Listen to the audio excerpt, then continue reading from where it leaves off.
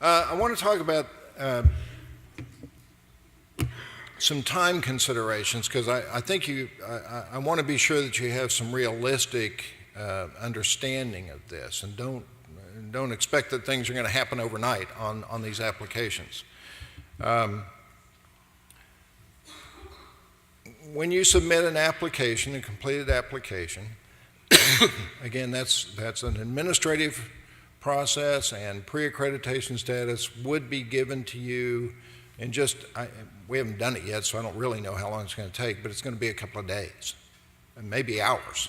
It's going to be very fast. It's going to be very fast, and it'll be up on the website, again, within days. Don't confuse that, though, with the RC, the review committee review of that application. That's a much more time-intensive process. So your application's received.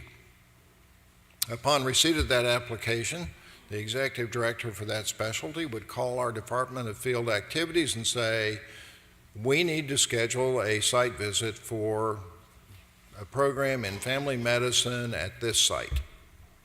And field activities would say, okay, well, we're going to have site visitors available in about 2 months, and so we'll schedule the visit for September 10th, let's say.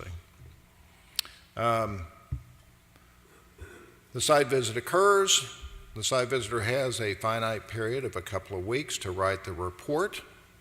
That report then goes back to the review committee. It is given to 1 or 2 of the review committee members to review in great detail to present to the other committee members. And then it is presented at the next scheduled review committee meeting. The next scheduled review committee meeting, and I emphasize scheduled because, as you'll see in the next 2 slides, that makes a big difference when that next committee meeting is scheduled.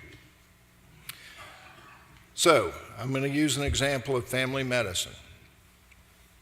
Application made 1 July, pre-accreditation status given 3 July, request for site visit is sent to our Department of Field Activities on 3 July.